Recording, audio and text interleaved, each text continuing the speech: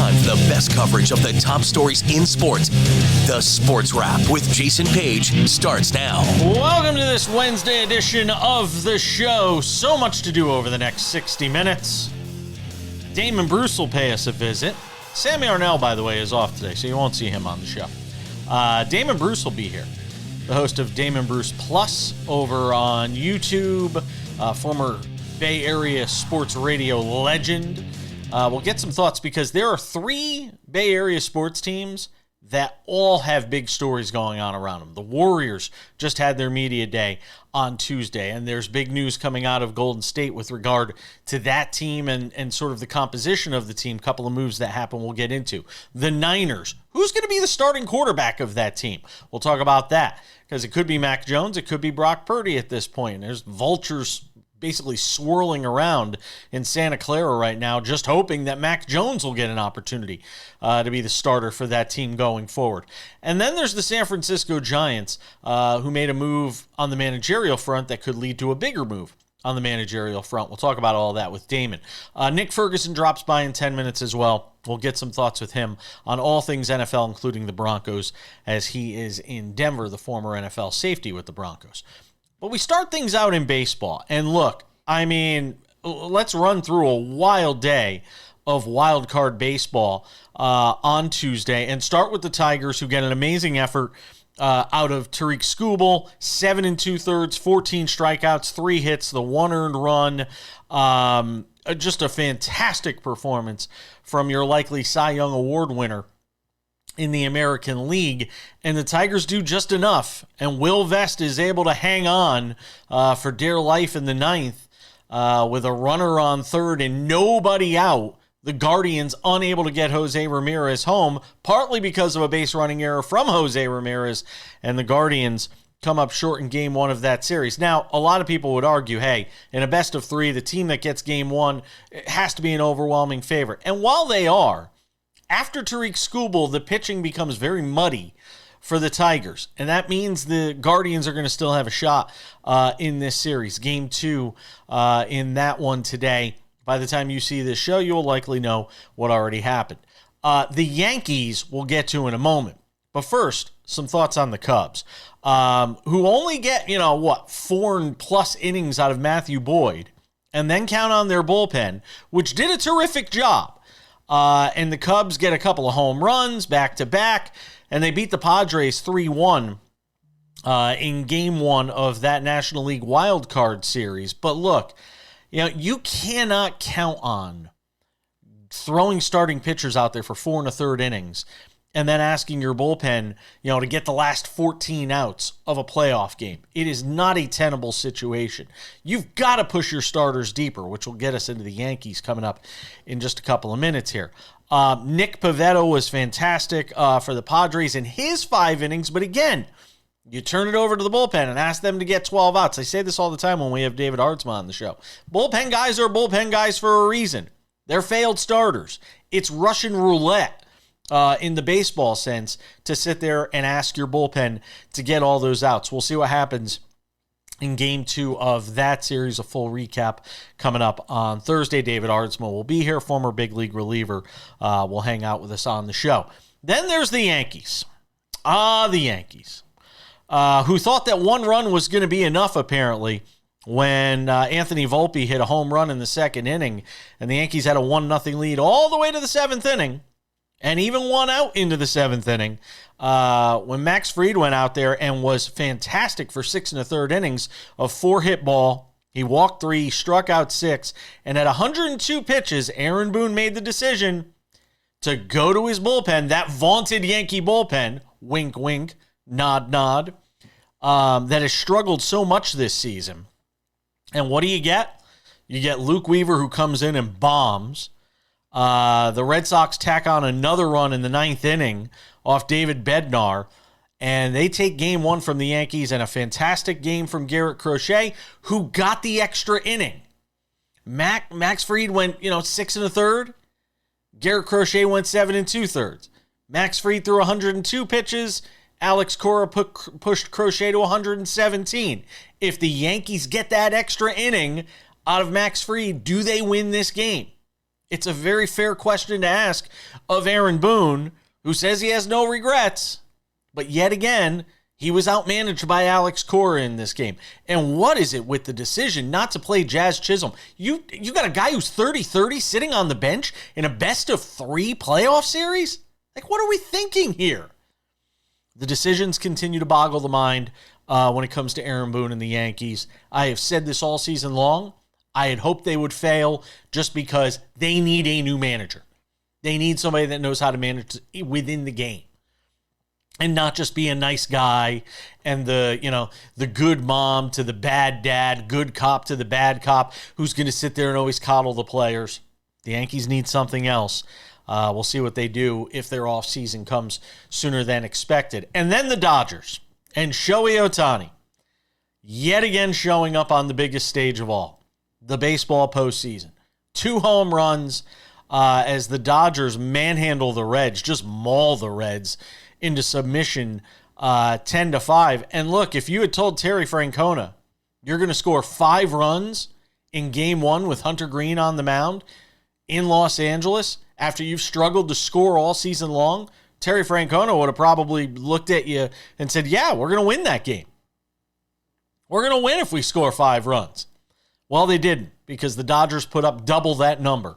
And Ohtani just continues to boggle the mind. The second home run he hit looked like it went about 700 miles. What was the distance on that second Ohtani homer? 454 was the distance on that second home run in front of 50,000 at Dodger Stadium. And Blake Snell was terrific. 7 innings of 2 earned run baseball for Blake Snell. And look, we all figured the Dodgers were going to be able to win this series. They were obviously the overwhelming favorites. And it is a best of 3, and you never know. Maybe the Reds figure out a way to get it to a game 3 and steal game 2. Every game sort of carries its own momentum with it.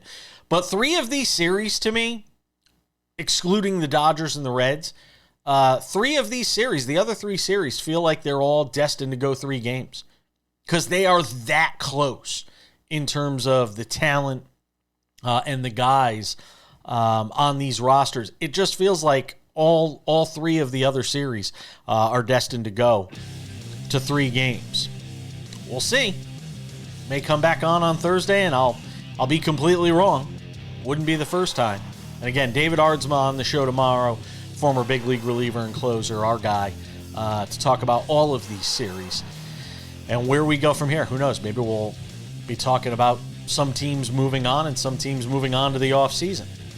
We got a lot more to do on the show. Nick Ferguson, former NFL safety, talks football next.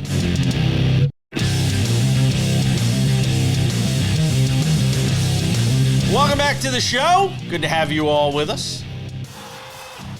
Switch gears and talk some NFL for a couple of segments. Damon Bruce, San Francisco sports radio, former sports radio personality there, now the host of Damon Bruce Plus, will join us a little later on, talk about the Warriors, Giants, and Niners. But Nick Ferguson's here. Look at that. Nick Ferguson, former NFL safety, hanging out with us on this Wednesday edition of the show. I said I'm calling in the reinforcements today. Sam's off. It's just me hanging out. So I'm calling in all my favors today. Nick Ferguson hangs out with us on the show for a couple of segments. All right, so my take on the Broncos was less about the Broncos and more about the Bengals from that Monday night game. And look, the cure for any offense that could be ailing even a little bit is playing teams like the Bengals or the Cowboys at this point. With that said, how much of your takeaway was so gung-ho about the Broncos as much as it was what the Bengals couldn't do, which was basically nothing? Well, first of all, let me say this. The Broncos got the dub, right? And you play who's on the list, right? Who's on your schedule.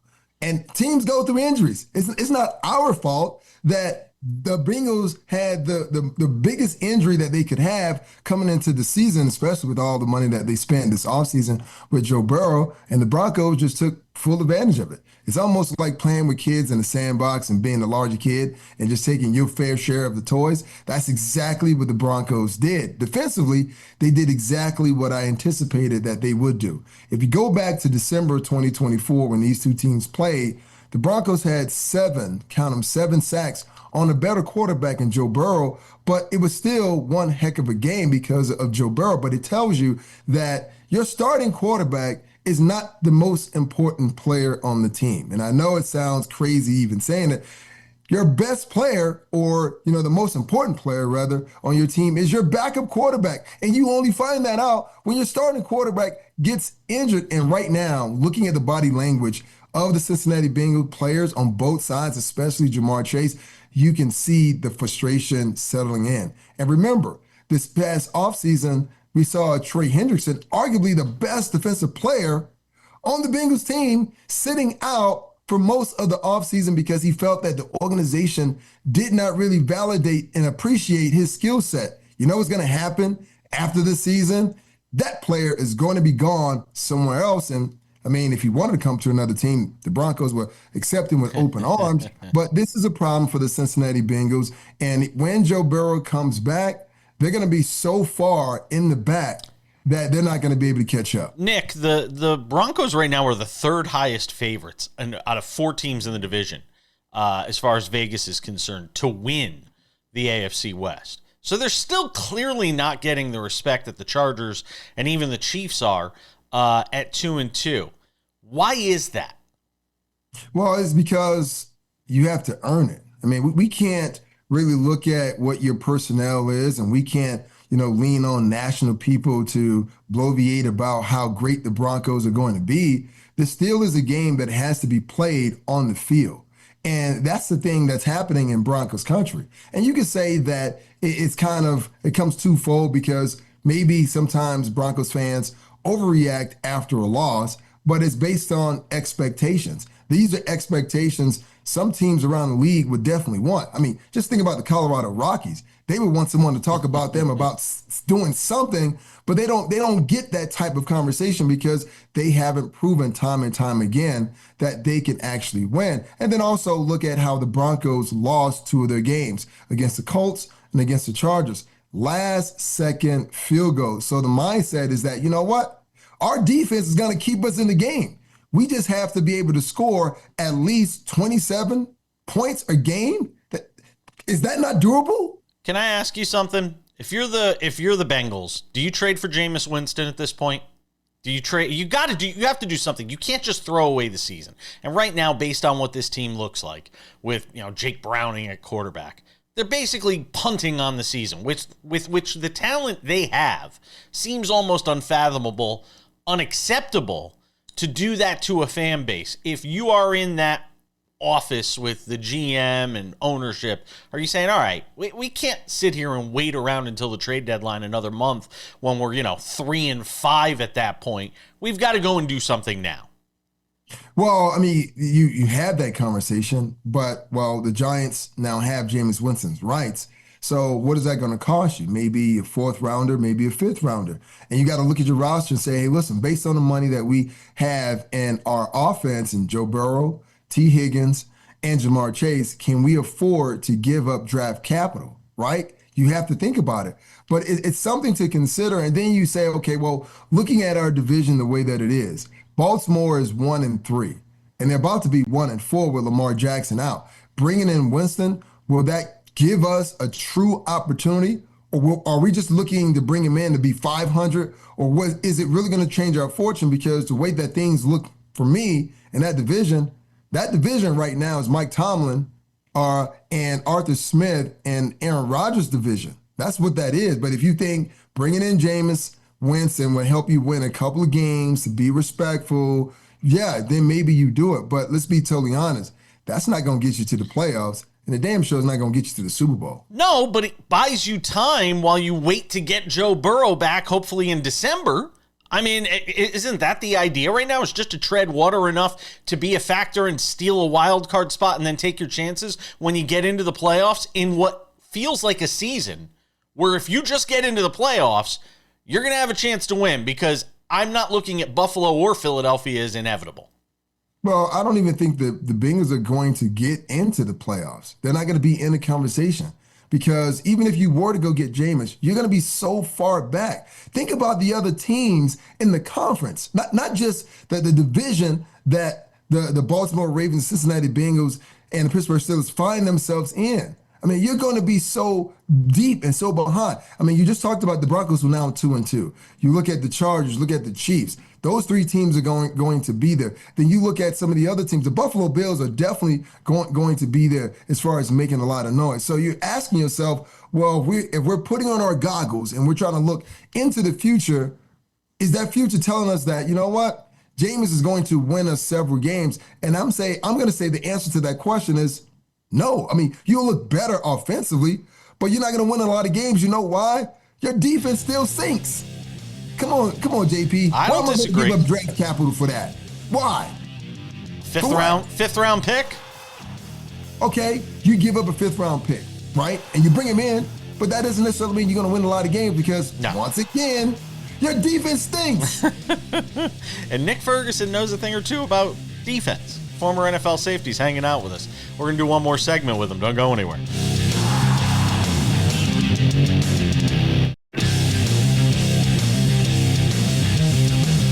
Welcome back to the show. We continue the conversation on the NFL with our friend Nick Ferguson, former NFL safety. Damon Bruce of Damon Bruce Plus, San Francisco Bay Area sports personality. He'll join us in about 10 minutes. All right, fine. You sold me on the fact that the Bengals should just suck this year and not make any moves.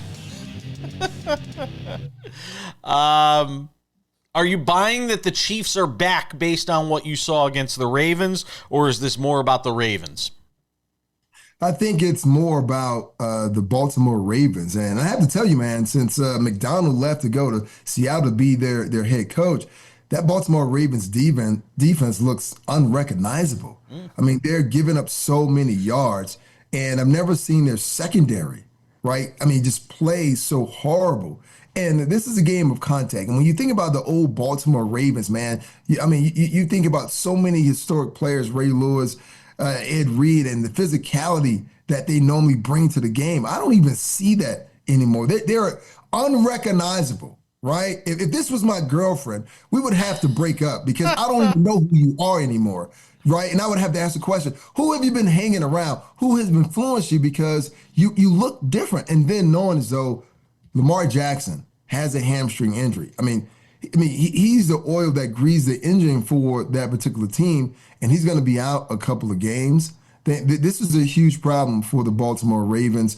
And to me, taking shots down the field, they're not doing that. But more importantly, I don't think anyone, even fantasy football owners, never thought that Derrick Henry would have the start of the season like he's had so far with those 3 fumbles.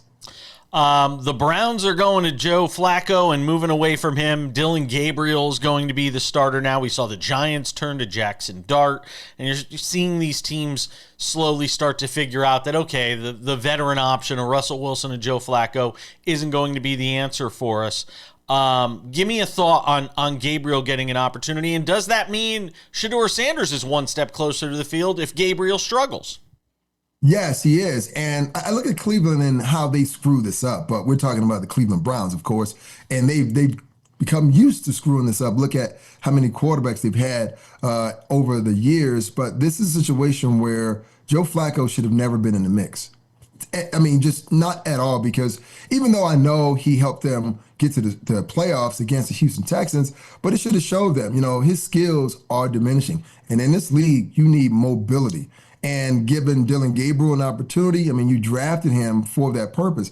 Let's see what the young guy can actually do. And then if you are Shedeur Sanders, you're waiting right there in the wings, which brings me to another, subtopic, because the conversation became, well, Coach Sanders said, well, the Eagles and Baltimore called Shedeur to, for the idea of him joining their team, but he opted not to. And most people are gonna get in an uproar like, why did he not join those 2 organizations? Are you too good for us? Right. The idea is that you want to compete. You want to play.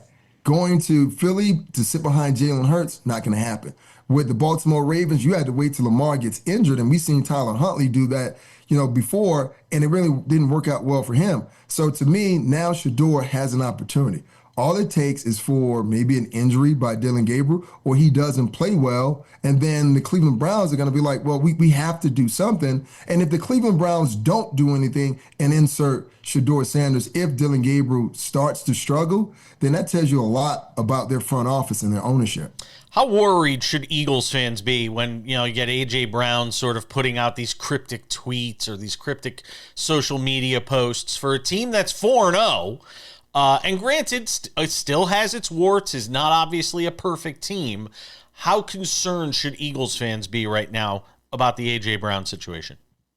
Well, I mean, not too concerned because you know who he is. He did this last year when he was reading a book on the sideline, right? And if I'm not mistaken, didn't the Eagles win the Super Bowl, right? So all is well in the city of brotherly love because you already know how volatile this particular player is. And you've experienced this before as an organization with Terrell Owens. So as long as you're winning, no one cares. Some people are going to pout, and that's what we're seeing from A.J. Brown right now. But guess what? He now plays the Denver Broncos, and there's an opportunity, or will be opportunities, for him to catch passes and just put all of this behind him. But when you know who an individual is because they've already shown you, then you know how to deal with it. So this is something that is going to be ongoing. And then I expect it. When you're a wide receiver and you get paid to catch balls and no one is throwing in your direction, you might be a little salty. Let me ask you something to college football for just a second, because you're in the belly of the beast there with Deion Sanders in Colorado. Is it almost a good thing for this team that in some regards the circus has left town? That it's the attention and the the clamoring for information and all the media and the college game day, that all that stuff is gone. Is it a good thing? No, I'm not going to say it's a good thing because guess what? It is still around. The only thing about it is that you don't have impact players to bolster up. But the circus, if you will, it is still around because people are still talking about him, right? We're going to talk about Coach Prime because he's Coach Prime and he knows how to sell water to a well. The only problem right now, they're trying to figure out their quarterback position. And I hope the young kid coming in, Juju, that he doesn't listen to other people and decides to leave, because after this season, he will be the guy. And then the circus would only, lift up even more. But we're always going to talk about Coach Prime as long as he's there. Nick, what has surprised you most so far in college football this year? Well, the number of teams that were projected to be really high who have lost games. I mean, we've seen Alabama lose to Florida State. We saw Florida State lose to UVA. And it just seems as though it's different from years in the past. Like, we knew who the top 5 teams were going to be consistently because we got that consistent, type of play. But right now, we don't know. By the time we get to the voting for the bowl championship series, things may change and flip-flop yet again. And teams who we thought were out at the very beginning are now going to be at the top. Like this weekend, you're going to have Florida State playing the University of Miami. That's a big game for so many reasons. I mean, because it's an in-state rival, but once again, we're looking at how teams are going to position themselves at the back end. And once again, we got Heisman talk to as well. And I'll say this, watching coaches get fired, as many as we've seen already this year, that is mid-season. Like, that's it. The patience is gone. We're paying players now, and the expectation levels have changed dramatically. Nick Ferguson, former NFL safety, does a great job. KOA Radio in Denver as well. Catch him there. Always appreciate you, my friend. Have yourself a wonderful day. We'll talk soon. Talk soon. We're coming back with more Sports Wrap. Damon Bruce is next.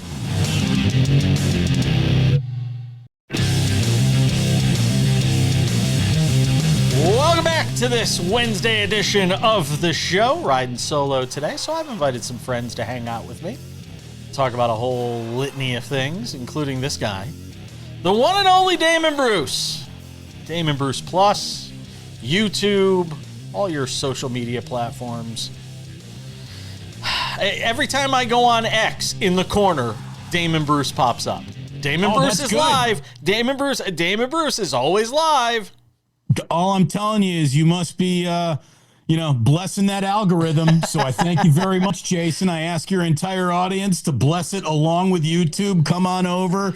It is the graveyard for discarded broadcasters in the world of radio that no longer exists. So come on by, man. It's always good to see you. How are you, pal? I'm good. Do you have you figured out the algorithm? Because if you have, I want the secret. I want the secret sauce. The minute I figure out the algorithm, I will make my money and you will never see me again. I'm not going to try to be Mr. Beast and popular for a year. I'm going to have one good, really profitable month, and then I am out. That's what I say. So let's talk a bit. There's so much San Francisco news that I said I want to get you on, and I was like, we'll get him on for a second. And then I'm like, I'm going to need a couple here. So let me start with something we talked about on the show yesterday, and that is the managerial situation with the Giants.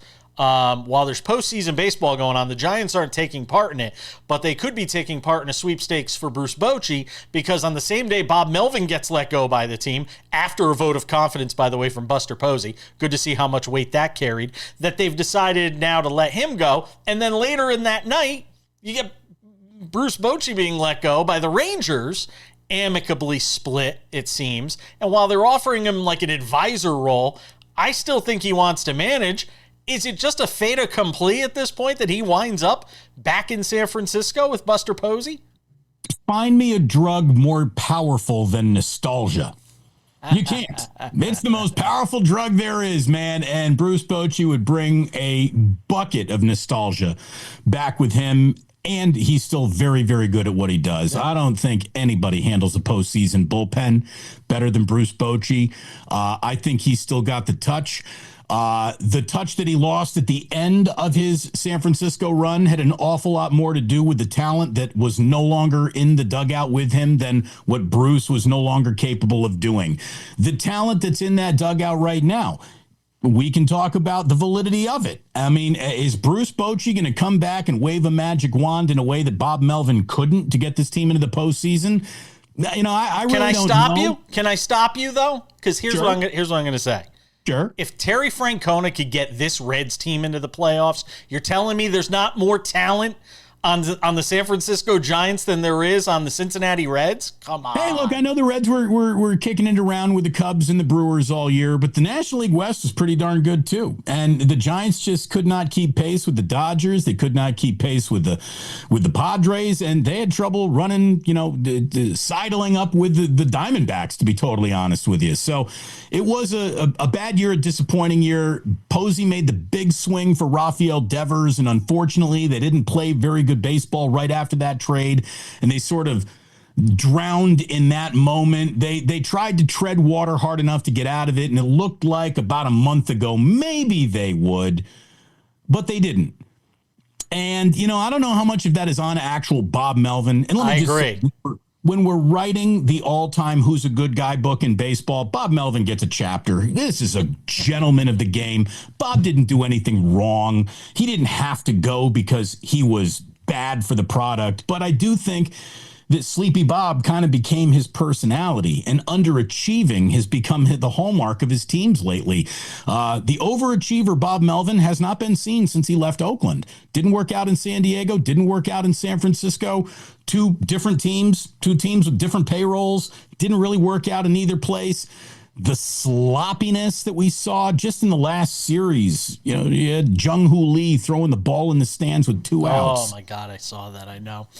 That's definitely on Jung-Hoo Lee, but it's also on the manager when you've been a little sloppy all year long. So I just thought it was time. Okay. It was time. No crime has been committed. He doesn't need to be thrown out and admonished as bad for anything, but it was time to move on. And let's see, Bruce Bochy is very interesting, clearly. And I haven't even started. I mean, look, dude, I'm getting ready for, the Warriors playing, not the next baseball season. I haven't even looked at what managerial options could really be out there, but. All right. I think it's going to be Bochy. It just feels like you connect all the dots. It just feels that way. Hey, make it so. If you'd like to have the single easiest to sell to Giant fan manager, that's it. No explanation necessary. Ticket prices going up 3% anyways. Beer's another $1, but it's Bruce Bochy again.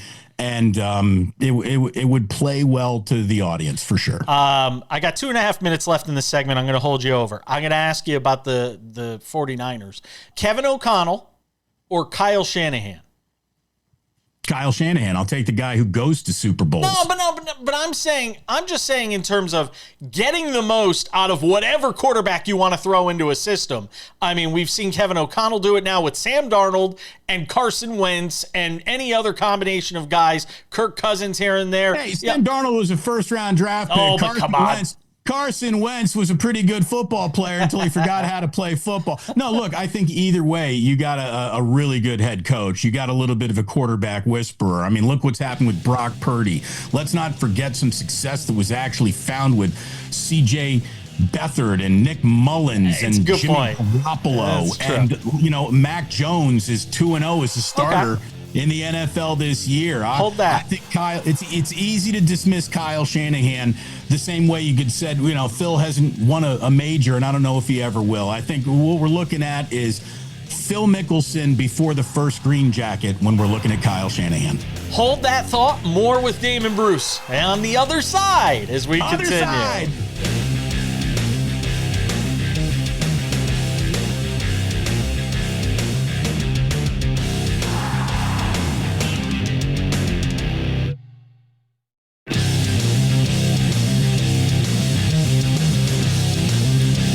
Because why not one more segment with Damon Bruce on the show today?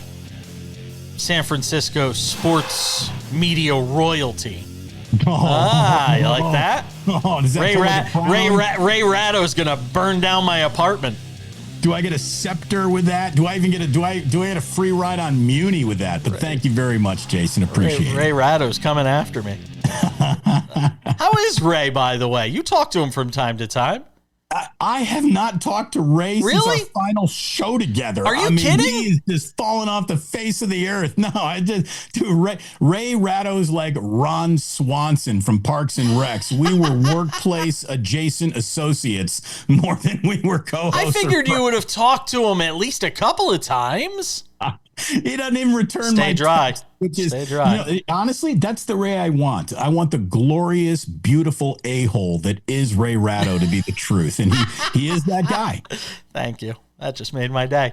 All right, real quick. I've got 6 minutes. I want to get your thoughts real quick on the Mac Jones, Brock Purdy dynamic, because there are people saying, hey, Kyle Shanahan wanted Mac Jones. That was his guy. Was talked into Trey Lance by somebody else. Oh my God. And so now he's got Mac Jones. Mac Jones would cost a whole heck of a lot less money if he could win and you could somehow get out from under this Brock Purdy deal, which they probably can next year. I mean, is there anything to the idea that if Mac Jones gets another couple starts, plays well, that Brock Purdy could lose his job? I don't think we have a quarterback controversy here. Now, things do change quickly, and especially in the NFL, but I don't think we're setting up for that. I really don't. Look, Brock's contract right now, today, comes with 0 sticker shock attached to it. And the minute you say, well, we're going to go with Mac Jones, and Mac Jones plays anywhere around what Brock Purdy is playing, guess what you're paying Mac Jones a year from now? The same money that you're paying Brock Purdy. So there is no value saved or added in either way. And again, Brock's number, as big as it is, does not take an exorbitant percentage of the cap and is really preventing business being done around him. Do you think it's fair? Do you think it's fair the way people have turned this quickly? Are we just so fickle as sports fans? And I don't even say me. Is that what it is? I mean, you have your finger on the pulse of that Bay Area sports scene. Are there fans clamoring for Mac Jones? There is a percentage of 49er fans which will never be happy with Brock Purdy or Kyle Shanahan until they see them both handing a Lombardi trophy back and forth to each other. At that point, I guess all will be forgiven. Without that, they're both bums who needed to be fired yesterday. Like 20% of the fan base does feel that way. I think about, 1 in 5 Niners fans is almost actively rooting against the good story of Brock Purdy continuing because they just want to get rid of him. And I don't know why, because if we could just silhouette him and put his stats and his wins on just a silhouette, you'd say, yeah, I'll take that guy every single time. All right. But Look, everyone is kind of a jerk. Everyone's kind of an expert. Everyone thinks that greatness can be microwaved and served instantly, and that's not how this works. I think that the 49ers are guilty of one thing, not winning a Super Bowl. There are a lot of other football teams who are guiltier of a lot worse things than that. Fair enough. They've been pretty damn good. They really have been. And in a year where it all feels like it hasn't even gone very well and they haven't played well and they're hurt, they're 3-1. They're at the top of their division. And there's only 7 teams in the NFC with winning records, and the Niners are one of them. Okay. The sky might be a little lower than anyone wants it to be, but the sky is not falling on the 49ers. And again, I think there is a concept out there where they'll actually get healthier a little bit as the year goes along. Obviously, that's not going to apply to Nick Bosa, but I think they're going to get some real talent back. They're going to get a little bit healthier. I think Kittle helps open up a running game that's been a little stuffed up more than any other tight end in the history of football. And I still think the 49ers are going to stumble into 10, 11 wins. And then, I don't think there's any continuity from half to half in these football games, much less from week to week anymore. Yeah. I agree with you. Just get in a game and win it. Survive in advance officially comes to the NFL. And I see a wide open league this year. Find me a great team. You can't do it. No, I said nobody's inevitable, Damon. No. Nobody's inevitable. The Bills feel like the class of the AFC. The Eagles might be the class of the NFC. But it is up for grabs after that, and things can change quickly. So I think it's wide open, and any, early proclamation. Everybody wants to be first. I want to be the first to tell you that Brock's going to be awesome. Well, then I want to be the first to tell you he's going to suck. I want to be the first to tell you that I think the Niners are winning the Super Bowl this year. I'm going to be the first to tell you that they're not even going to the playoffs. You just have way too many people in their emotions, digging into opinions, hoping that they're right more than they're even following the sport and what's actually happening. And I think that is a pox on sports coverage. I think the Rams are better, though. They might be. Here's the thing. They might be. They really. I'm making a proclamation. I think it's the Rams division. The Rams of all the teams that feel steadiest, it feels in that division, it feels like it's the Rams. I would agree with you. I'd also say that Matthew Stafford is one violent sneeze away from being shut down. When you got a back problem, you got a problem. So everything hangs by the thinnest of wires, it feels like, in this league. And the team that looked like a world beater over the first 2 weeks then ties the Dallas Cowboys. So, oh my God. Cowboys. Let me tell you, the Cowboys and the Bengals are like mirror images. It's like that Spider-Man cartoon where you see them pointing at one another. That's what it looks like to me. All right, I lied. I'm holding you for one more segment because you went to Warriors Media Day, and I got to ask you about the Warriors and this wild day they had. Couple of interesting signings and a big season ahead. Maybe. We'll talk about it with Damon Bruce. You want to get weird? I'll take you to Warriors Media Day next. We're going to get weird.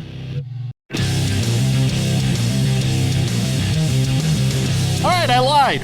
Why not one more segment with Damon Bruce? I just said that last. I know. I said we're going to have to put you on payroll. 3 for the price of none. $10.99, man. Let me tell you, I spent 3 years at Sirius. Before it was Sirius XM, Sirius Satellite Radio, I spent 3 years working full-time as $10.99. So don't even get me going. Nothing says you're a valuable part of the team like constant part-time employment. Yep. So let me ask you something. You went to Warriors Media Day, and then after Media Day ended, we found out Jonathan Kuminga was signed. The stalemate is over. He gets a 2-year deal. And then the cooler one to me is Seth Curry joining Steph. The two of them playing together. And I think because of the way that the numbers work out, once they add Melton and Horford, who, again, we didn't get to see at Media Day because they weren't allowed to be announced because this Kuminga deal held up the business of the entire offseason. Yeah, sure. Seth Curry, Steph Curry sounds an awful lot of fun. I'm glad that the Kuminga thing is done. Jason, I've been going to Warriors Media Day for the better part of 20 years. And look, the peak of all Warriors Media Day was that first go around with Kevin Durant. It was like the Super Bowl. I mean, everybody in NBA media, a virtual who's who, was there for that Warriors Media Day when Durant signed, and they were right in the middle of the dynasty, and it was just a monster happening. Yesterday's Media Day, if that was the Super Bowl, yesterday's Media Day was a flag football game. No Lacob, no Kirk Lacob, no Joe Lacob. I didn't even see Steve Kerr. Half the team wasn't even there. It was Draymond. It was Steph. It was Jimmy Butler. I think Pat Spencer might have talked to the media, and that was it. They used to bring in a massive amount of sets to film all of your, in-game commercials about, hey, make sure you listen to the NBC Bay Area Warriors podcast. And here I am, the host, and I'm standing here with Draymond Green, and Draymond's pretending to have a little back and forth with me. And, all those promos that they shoot, they used to build Golden Gate Bridge replicas to do that. They're just all in front of a green screen now, man. I mean, it was like, I didn't know what Warriors Media Day was more representative of. The fact that the dynasty is coming to an end, or the fact that media is just out of money and they just aren't throwing things. I mean, that's the thing. If they're not throwing budgets at NBA coverage anymore, what the hell are we doing? It was so weird. It was so different, which used to, a day that used to be filled with like 300 faces was down to like 55 faces. It was weird, Jason. But I wonder how many times they're on like national TV this year. I bet you they still get a ton. I don't know. I don't think they get more than like the Knicks. Oh no, there's more than. I think it's the Warriors and the Lakers are 1 and 2, far and away. They will be all over your national broadcast. Look, nobody puts butts in seats like Steph Curry. I don't care what the Warriors are doing. Steph Curry is the #1 consumed, NBA player I think there is, and he's always worth the price of admission. Right. By the way, hats off to you. Hats off to you. Knicks, Thunder, the Lakers and the Warriors 34 times. All four of them are exactly the same. Look, and it could be really interesting. If Team Grandpa can stay healthy a full year of Draymond, Jimmy Butler, Steph Curry, okay, what's that supposed to look like? Is there going to be a lot of time? Is there going to be a lot of load management with that group? There has to be, which is why there's got to be a role for Kuminga here. And I don't want to hear about how he doesn't fit in with the team. There's going to be half the season where you got Steph sitting on the bench. That's where Kuminga fits into the plan. How can the Warriors be walking away from one of the young, talented assets that they have? And we'll see what this looks like. Are they setting up to have a really good first half of the year and then, put them on the trade block? What if they're winning a lot of games? Does that kumbaya the situation enough for everyone want to play out the year? And then we'll tear this deal up and we'll do it again in the next offseason. Like, is that what the Warriors are about to do with Kuminga?